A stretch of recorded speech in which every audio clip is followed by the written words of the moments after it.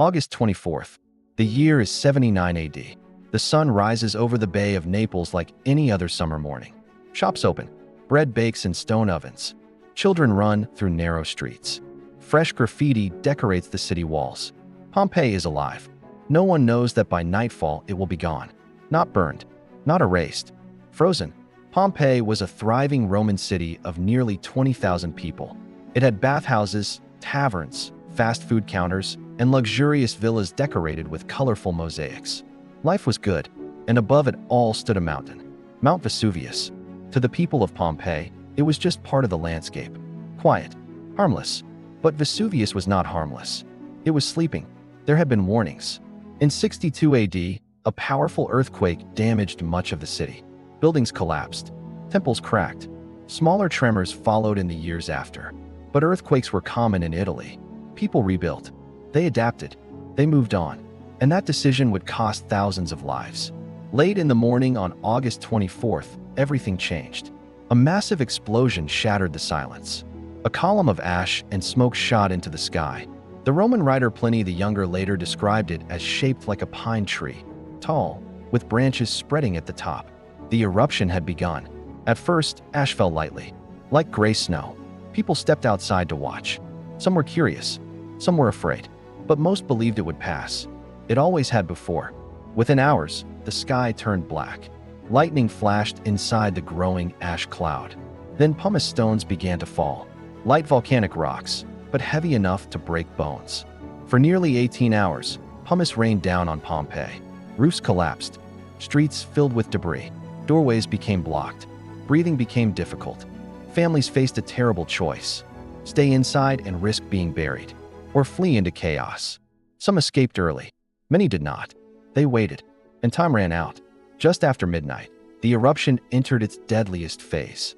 The towering column of ash collapsed, and from it came a pyroclastic surge, a fast-moving wave of superheated gas and ash, traveling over 100 kilometers per hour, hotter than 500 degrees Celsius.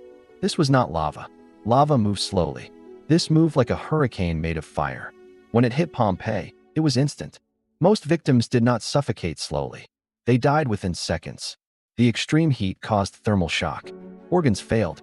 Muscles contracted violently. Many were frozen in their final positions. Hands shielding faces. Families embracing. A mother protecting her child.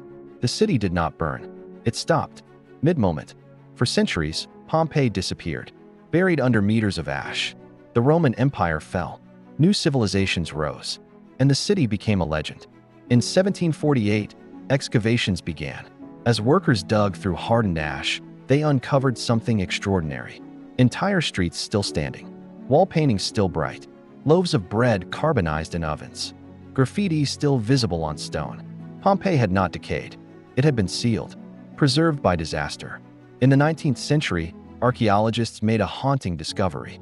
They found hollow spaces in the ash, where bodies had once been. By pouring plaster into these voids, they recreated the victims. The result was chilling. Not skeletons, but human forms. Faces locked in fear. Expressions frozen in time. Pompeii became more than ruins. It became a time capsule of death and life. Modern science has revealed even more. Some skulls show signs of explosive fractures caused by extreme heat. In nearby Herculaneum, victims near the shore appear to have died instantly as superheated gas swept through the city. This was not a slow disaster. It was a sudden annihilation. And yet, there were survivors. Some fled early when ash first began to fall. Among the witnesses was Pliny the Younger, who watched from across the bay as his uncle, Pliny the Elder, attempted a rescue mission and died in the chaos. Without Pliny's writings, we might never have known what truly happened that day. Today, Pompeii remains one of the most important archaeological sites in the world, because it shows us ordinary life in ancient Rome.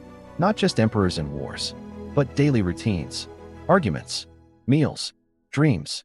The people of Pompeii were not legends. They were families, workers, children. They woke up on a normal morning, and by nightfall, their world ended. Mount Vesuvius still stands today, silent, watching over modern Naples. It is still active, and millions live within reach of its shadow. History gives us one certainty: Vesuvius will erupt again. The only question is when. Pompeii teaches us something unsettling. Disaster does not always look dramatic at first.